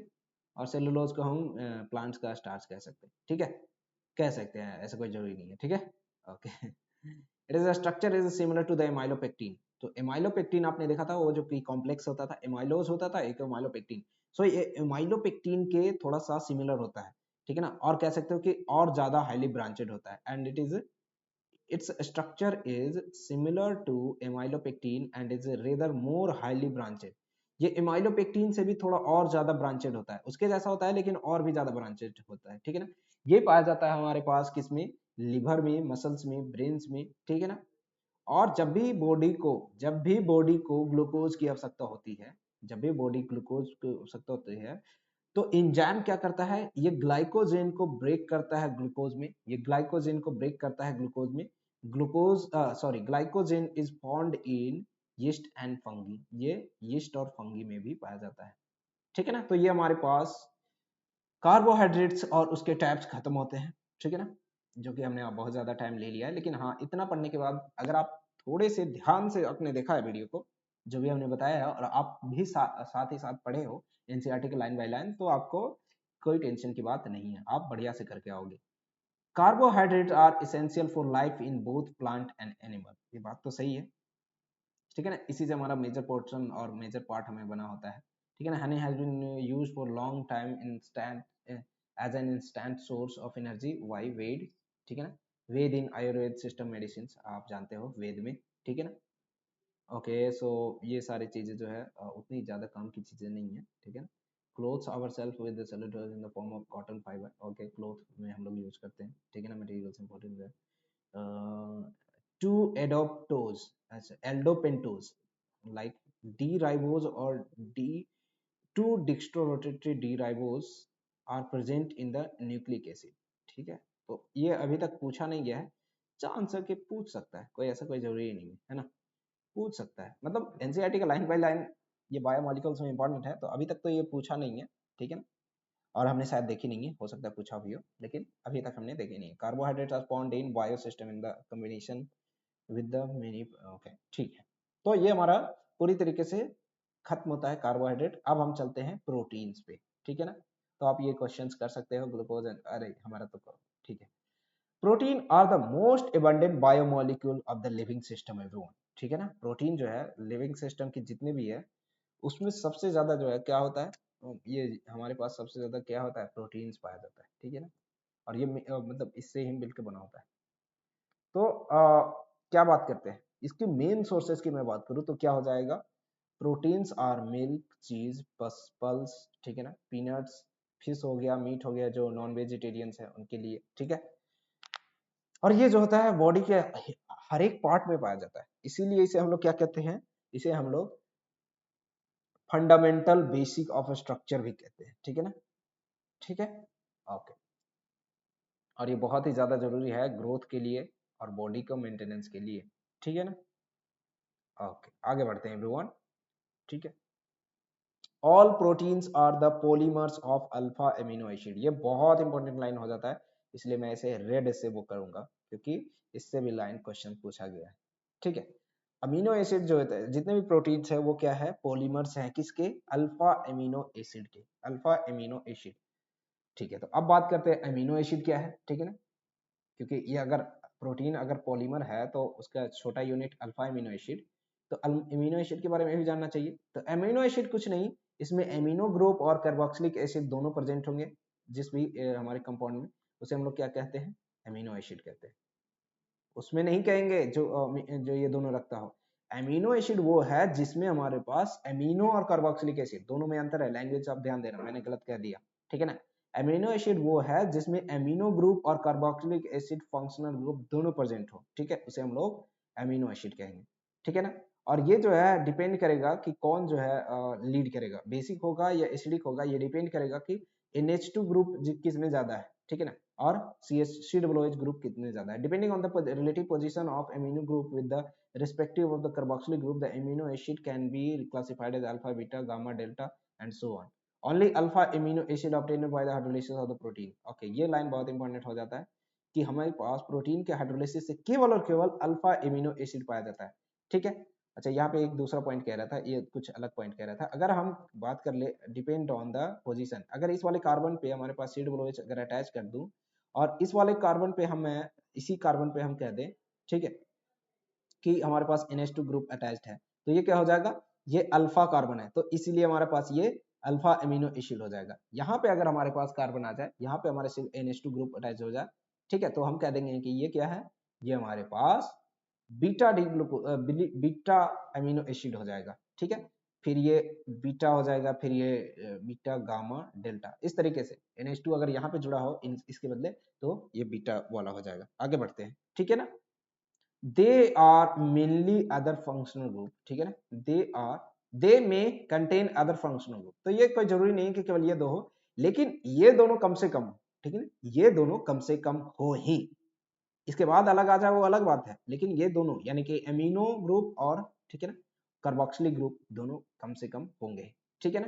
Okay, all amino acid have a trivial name, उनके सब जितने भी हमारे पास हमें अगर अमीनो एसिड है तो उसके ट्रिवियल नेम भी है, which usually reflect the property of that compound or its resource, ठीक है ना, वो जो है उसके प्रॉपर्टी, और आप इनिशियली जानते हो कि आप कैसे नाम रखा जाता था, ठीक है ना, या तो उसके प्रॉपर्टी पे या तो फिर वो सोर्स से जिससे मिल रहा है, ठीक है ना। ग्लाइसाइन is also named since it has a sweet taste, ठीक है ना। ग्लाइसाइन भी एक अमीनो एसिड है, वो क्या है, उसका नाम रखा गया है स्वीट टेस्ट की वजह से, ठीक है ना। ट्रायोसाइन, टायरोसाइन, ठीक है ना, tyrosine was the first obtained by the cheese, ठीक है ना। टायरोसाइन जो है पहली बार किससे मिला था, चीज से मिला था, ठीक है ना, ऑब्टेन्ड बाय चीज, तो ठीक है ना, ग्रीक वर्ड में टायरोस का मतलब होता है चीज, तो इसलिए टायरोसाइन रख दिया गया, ठीक है ना। आगे, amino acid are generally represented by 3 letters, ये याद रखने वाली बात है, ठीक है ना। एमिनो एसिड को हम लोग 3 लेटर से रिप्रेजेंट करते हैं, ये याद रखने वाला है। Sometime 1 letter sample is also used, कभी कभी 1 लेटर भी यूज करते हैं, लेकिन 3 लेटर ज्यादातर लिया जाता है। तो 1 लेटर आप जब लोगे तो उस केस में वो बड़ा लेटर यूज होना चाहिए, और 3 लेटर आप जब लोगे तो छोटा वाला भी काम चल जाता है, पहला लेटर बड़ा होना चाहिए, ठीक है। Sometime 1 letter is used, structure of some commonly occur in the amino acid, ठीक है, 3 letter and 1 letter sample is given in the table. Okay, तो पहला लेटर बड़ा होता है और दूसरा जो होता है बाकी रिमेनिंग छोटे वाले होते हैं, ठीक है ना, कैपिटल और स्मॉल, ठीक है। आगे बढ़ते हैं, तो इस तरीके से हमारे पास जितने भी नेचुरल अमीनो एसिड है, ठीक है ना, नेचुरल अमीनो एसिड, उसके हम लोग इस तरीके से रिप्रेजेंट करते हैं। तो आप देख लो, एक हमारे पास CaOH ग्रुप है, एक हमारे पास NH2 है, और एक हमारे पास हाइड्रोजन है, ये 3 तो हमारे पास ऐसे हो गए, और ये हमारे पास R है। R क्या है, डिफरेंट डिफरेंट हम कार्बन अटैच, कार्बन क्या बोलते हैं, ब्रांच ग्रुप अटैच करते जाएंगे। तो ये जो R है यहाँ से हम लेंगे, ठीक है, ये H अगर अटैच्ड है तो यहाँ पे होगा, ये CH3 अटैच्ड है तो ये यहाँ अटैच्ड होगा, R के बदले हम यहाँ पे अटैच करते जाएंगे, और सारे नेचुरल अमीनो एसिड की हम धीरे धीरे ऐसे ही करते जाएंगे, ठीक है ना। जैसे ग्लाइसाइन की मैं बात करूँ तो उसका स्ट्रक्चर कुछ इस तरीके से बनेगा, COOH हो जाएगा, और हमारे पास H2 हो जाएगा, N हो जाएगा, यहाँ पे H आ जाएगा, और R के बदले हम यहाँ से H उठाकर रख देंगे। तो ये आप देख रहे हो, ये ऑप्टिकली इनएक्टिव है, बिकॉज यहाँ पे हमारे पास क्या है, ये कायरल नहीं बन पा रहा है, ये क्या है, कायरल नहीं बन पा रहा है, ये एक स्लाइस हमारे पास वो बनता था, ठीक है ना। तो इससे भी क्वेश्चन पूछा गया था कि कौन जो है हमारे पास जो है ऑप्टिकली इनएक्टिव होता है, ठीक है ना। बाकी के अदर देखोगे तो ऑप्टिकली एक्टिव आपको मिल जाएगा, लेकिन ये जो है कॉमन है कि ऑप्टिकली इनएक्टिव है, क्योंकि दो हमारे पास दो चारों कार्बन, एक कायरल होने के लिए क्या होना चाहिए, चारों carbon should be attached to the different carbon, ठीक है ना। बट यहाँ पे ये क्या है, दोनों सेम है, तो ये कायरल नहीं है, ठीक है ना, कायरल नहीं है, एक कायरल है ये, ठीक है, इसीलिए ग्लाइसो, तो इससे भी क्वेश्चन पूछे जा सकते थे। और ये वाले मैं बता दूं, ये वाले जो 20 के 20 हैं, इससे इतने बार क्वेश्चन पूछे गए हैं, इससे इतने बार क्वेश्चन पूछे गए हैं कि मुझे भी याद नहीं है कितने बार क्वेश्चन पूछे गए हैं। तो आप एक बार नाम जरूर देख कर जाना और एक बार ईमानदारी से आप अपने मैं तो जस्ट आपको दिखा दे रहा हूँ, ठीक है ना, मैं जस्ट आपको दिखा दे रहा हूँ, लेकिन ईमानदारी से आप एक बार कम से कम हाफ एन आवर ईमानदारी से देना। एनालाइन अगर CH3 है, वेलाइन हो गया अगर हमारे पास आइसो प्रोपाइल अगर ग्रुप है तो, ठीक है ना, जो कि अटैच्ड होगा आर के बदले, ठीक है। वही हमारे पास ल्यूशाइन कहते हैं जब हम सेकेंडरी ब्यूटाइल यूज करते हैं, आप देख सकते हो ये सेकेंडरी ब्यूटाइल है, ठीक है ना। इसी तरीके से हमारे पास ये यूज कर लेंगे तो आइसोब्यूटाइल हो जाएगा। ये सेकेंडरी ये क्या था, ये भी तो सेकेंडरी ब्यूटाइल ही है ना, दोनों तो सेम ही हो रहा है।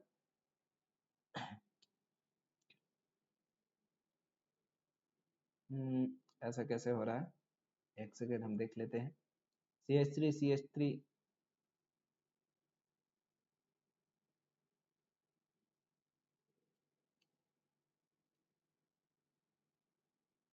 ओके,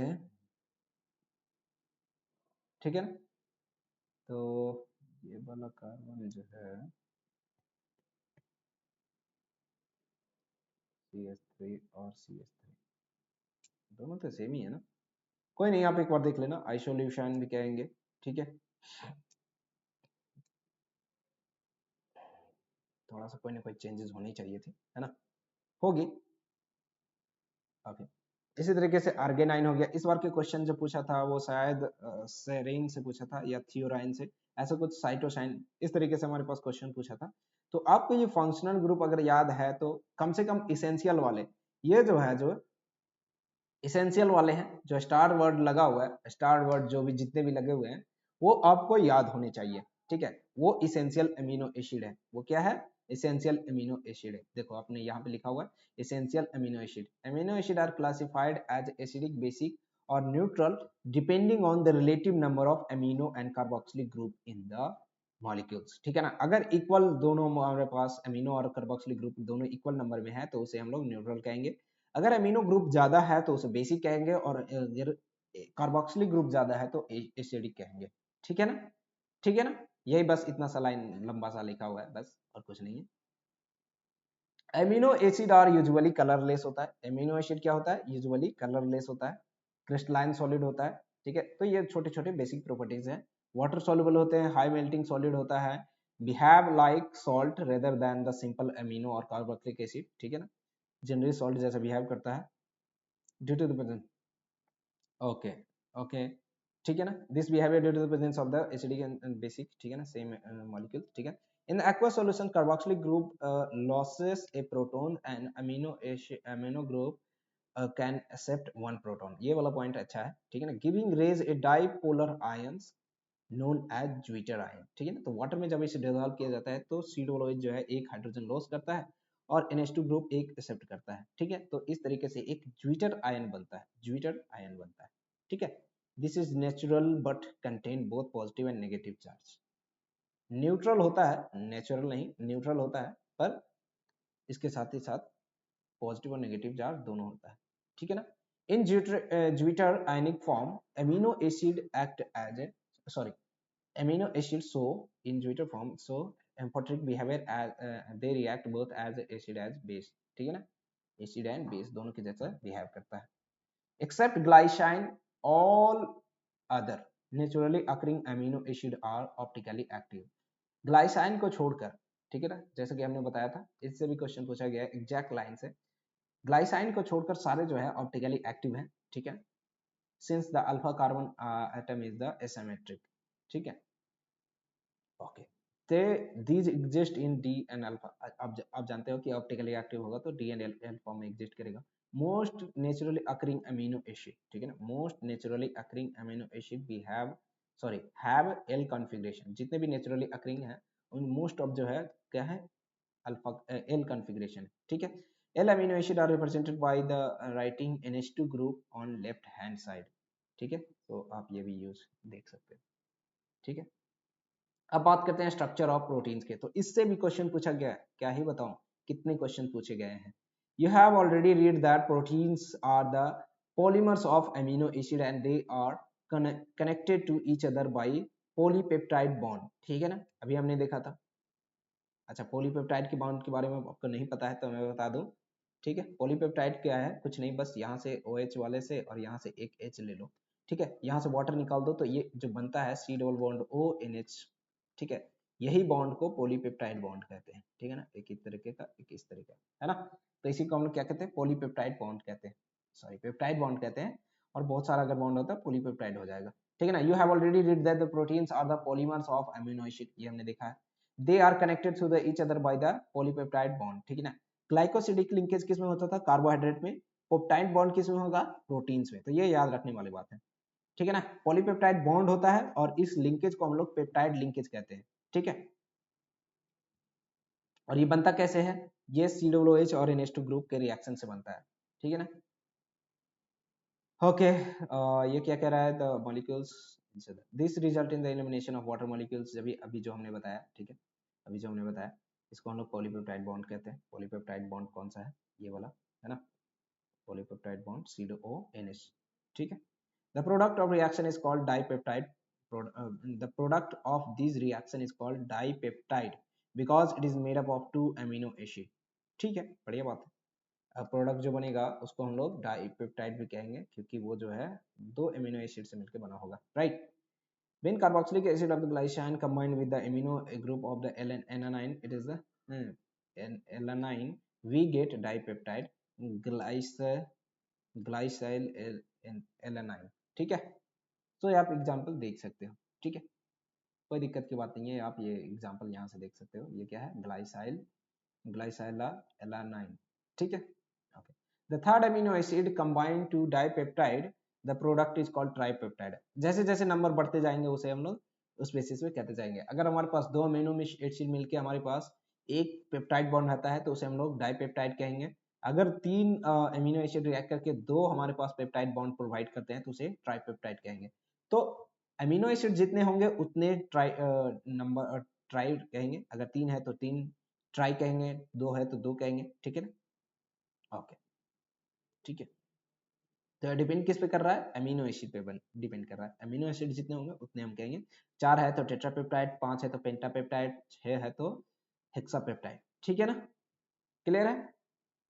आगे बढ़ते हैं। ओके, इसी तरीके से अगर बहुत ज्यादा नंबर है, 10 से ज्यादा, तो उसे हम लोग पॉलीपेप्टाइड कहते हैं। Polypeptide is more than 100 amino acid residue having the maximum molecular mass higher than the 10,000 U is called the protein, ठीक है ना।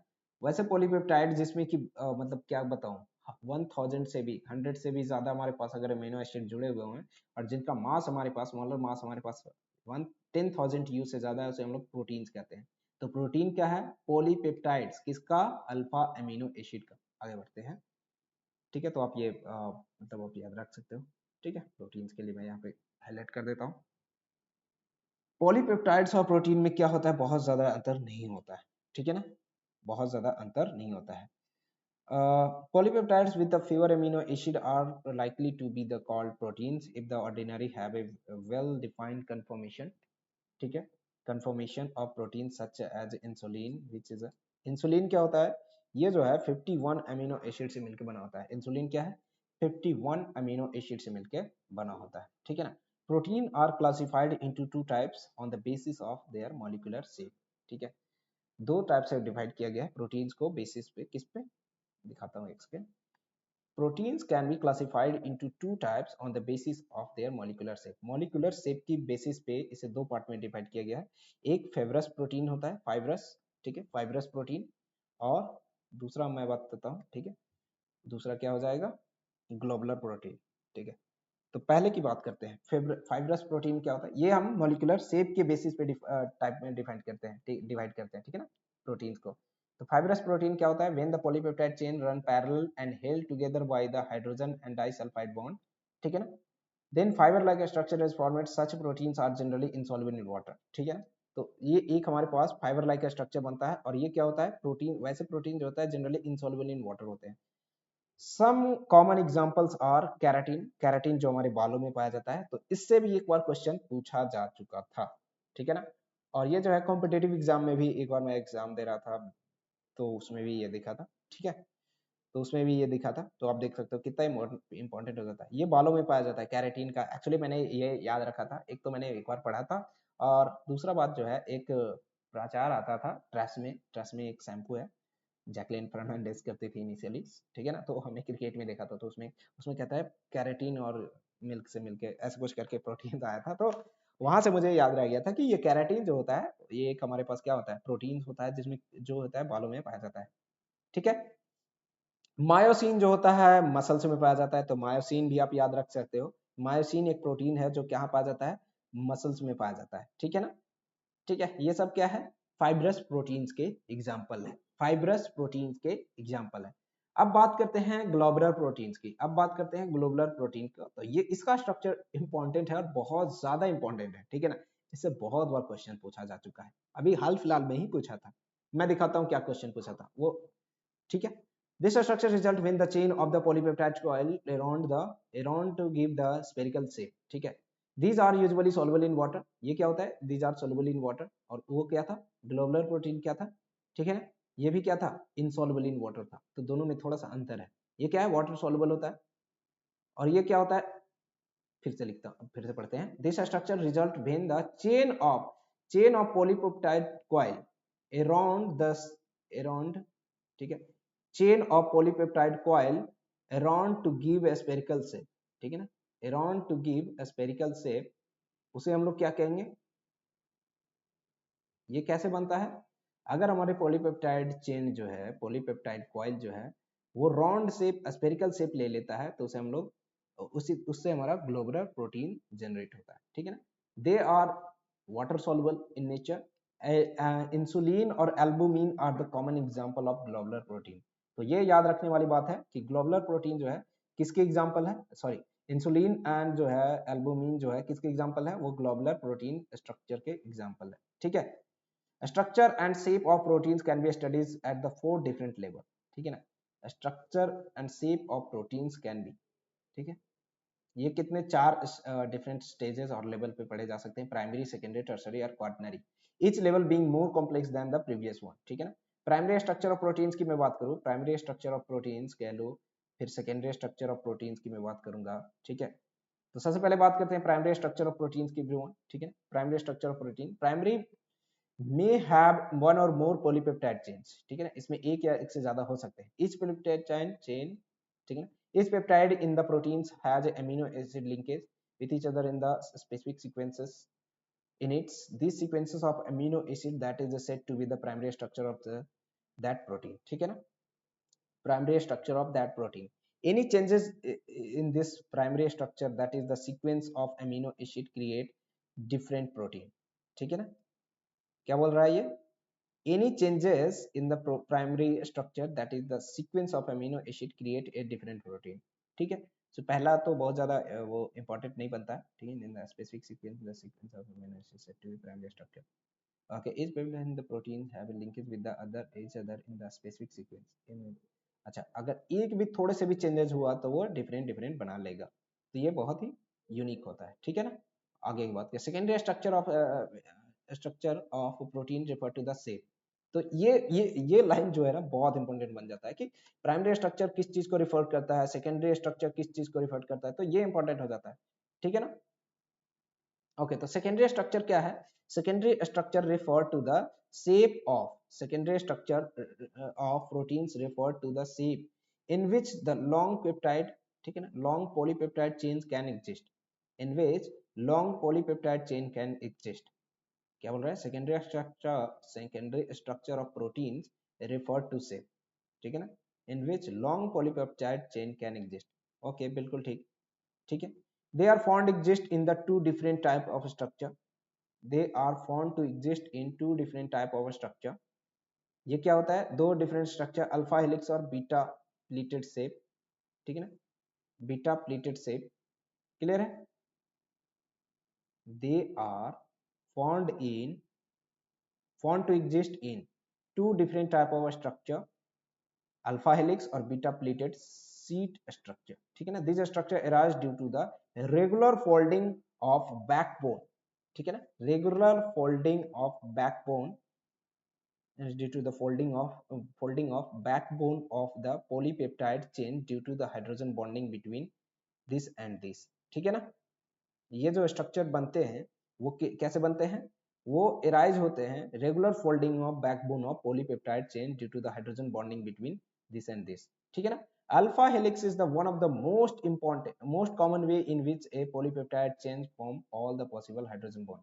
अल्फा हेलिक्स जो है एक ऐसा वे है जिसमें जो है हमारे पास ये जो है बनते हैं, ठीक है। क्या बनते हैं, alpha helix is the one of the common way in which the polypeptide chain form all possible hydrogen bond by twisting into the right handle screw, ठीक है, and NH of the amino, ठीक है ना। पहले यहीं तक cover करते हैं। NH group of each amino acid residue hydrogen bonded to the इतना C double bond O group of the adjacent terminate to the helix shown in the figure। अरे ये कुछ नहीं कह रहा, ये जो अल्फा हेलिक्स स्ट्रक्चर जो बनते हैं वो ये जो है कॉमनली किस पॉलीपेप्टाइड चेन से, पॉलीपेप्टाइड जो चेन होता है उसमें हाइड्रोजन बॉन्डिंग सबसे ज्यादा पॉसिबल बनता है, ठीक है ना, अल्फा हेलिक्स में।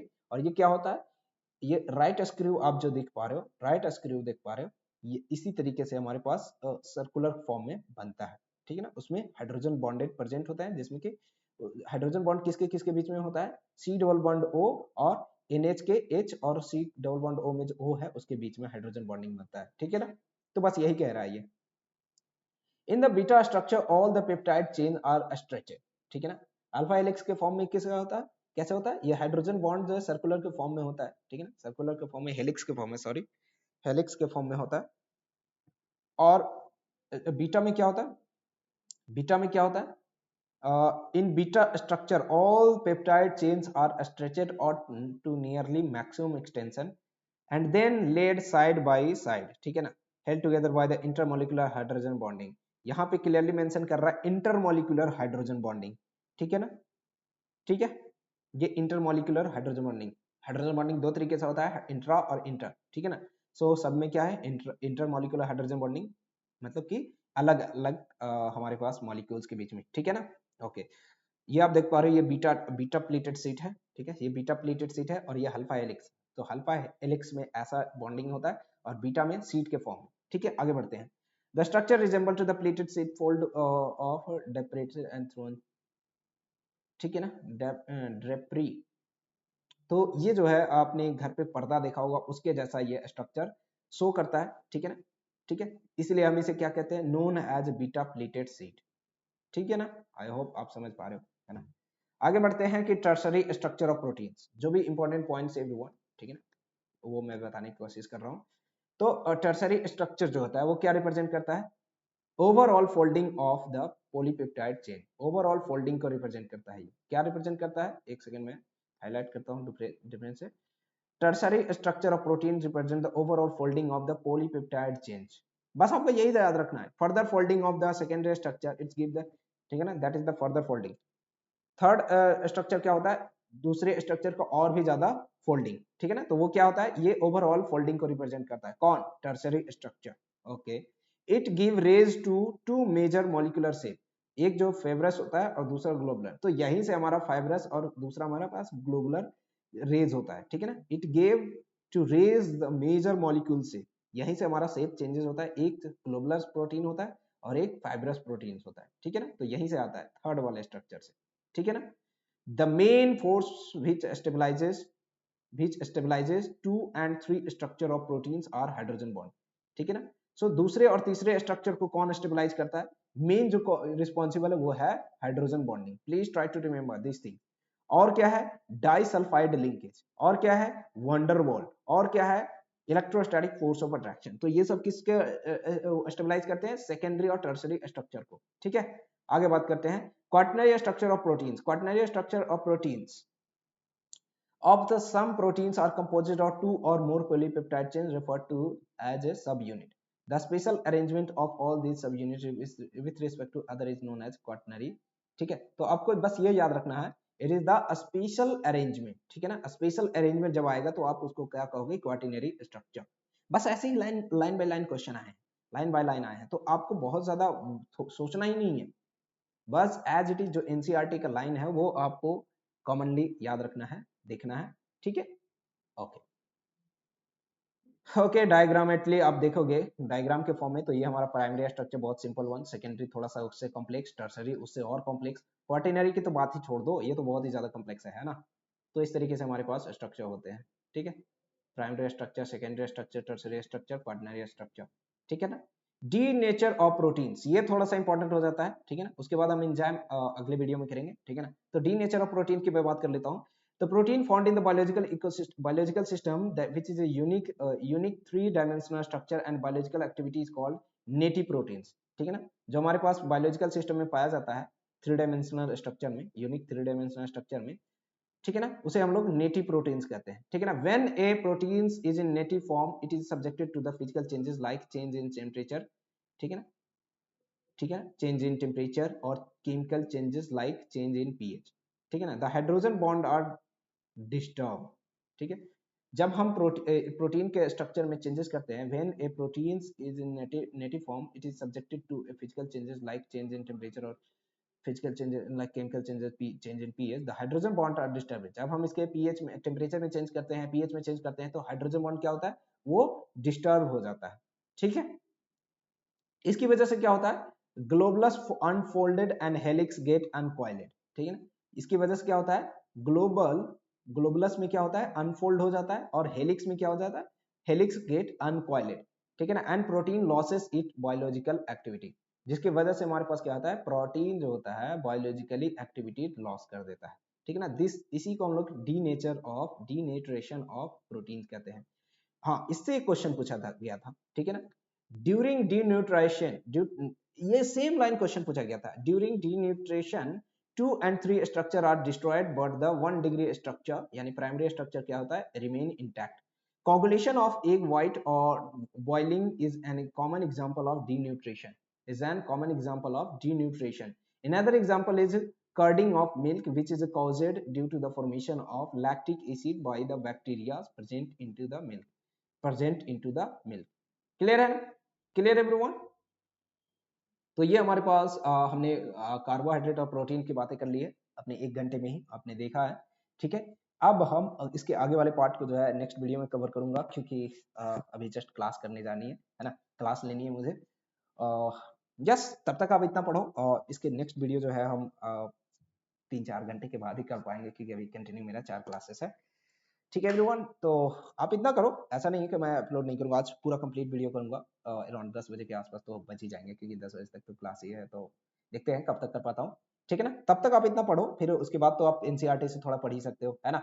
अगर मैं वीडियो अपलोड नहीं कर पाया तो आप एक बार मतलब ये वाला टेबल जरूर देख लेना, मैं थोड़ा सा इंपॉर्टेंट पॉइंट बता देता हूँ, अगर मैं बाय द चांस अगर नहीं अपलोड कर पाया तो आप ये वाला टेबल जरूर पढ़ लेना। और क्या पढ़ लोगे आप, ये टेबल आप जरूर एक बार देख के जाना, कम से कम ये देख के जाना है, ठीक है। न्यूक्लिक एसिड के बारे में आपको थोड़ा सा देख लेना है, और ये जो स्ट्रक्चर है, आपको ये याद रख लेना है, ठीक है ना। डीएनए और आरएनए में आपको अंतर बताएगा कि हमारे पास एक जो है यूरासिल होता है, जिसके यूरासिल और ये जो है 3 जो सेम होते हैं, चौथा हमारे पास डिफरेंस होता है, एक थायमाइन और यूरासिल का शायद डिफरेंस होता है, ठीक है ना। तो आप ये थोड़ा सा एक बार देख लेना, ठीक है। और फिर आप क्या देख लोगे, स्ट्रक्चर देख लेना, स्ट्रक्चर थोड़ा सा इंपॉर्टेंट हो जाता है, ठीक है ना। बाकी का आप जो है और ऐसा कुछ तो था नहीं, ठीक है ना। हाँ, बाकी तो खत्म हो जाता है, ठीक है। तो डीएनए फिंगरप्रिंट्स, तो इससे तो शायद क्वेश्चन नहीं आता, ठीक है। तो इसके बाद बहुत ही छोटा पॉइंट बचता है एवरीवन, ठीक है ना। वो बस क्या है, वो बस न्यूक्लिक एसिड है और प्रोटीन, सॉरी विटामिन है। तो ये वाला पार्ट मैं छोटा सा पार्ट ही बचेगा, बस 15 मिनट और 20 मिनट का है, तो आप एक बार देख लेना ईमानदारी से, ठीक है। और एक बार आप एनसीईआरटी जरूर पढ़ के जाना, ठीक है। ओके, तो आज का वीडियो यहीं तक रखता हूँ, मैं थोड़ा सा क्लास लेने जा रहा हूँ, ठीक है, माफ करना। तो आप ये जरूर देख के जाना, अभी के ये जो रीनीट होने वाला है, पेपर तो टफ होगा ही, मतलब आप ये दिमाग में रख के चलो कि आप अच्छे मार्क्स स्कोर करते हो तो मतलब ऑब्वियसली कि आप कम मार्क्स में भी अच्छे रैंक मतलब कम मार्क्स में भी आपको हो सकता है रैंक अच्छा है, क्योंकि पेपर ओवरऑल टफ होने वाला है, क्योंकि सारे लोग दे रहे हैं ना। तो सारे लोग, एक तो पेपर टफ आएगा, ऊपर से सारे लोग दे रहे हैं, ठीक है ना, जो कि बहुत ही, जो जिनका खराब हुआ था उनकी मेहनत तो तगड़ी होगी, है ना।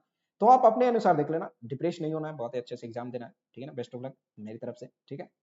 चलो मिलते हैं फिर नेक्स्ट वीडियो में, या तो फिर मैं आज अपलोड कर दूं, या तो फिर मैं सॉल्यूशन अपलोड कर पाऊंगा, ठीक है। So bye bye everyone, we will meet in the next class.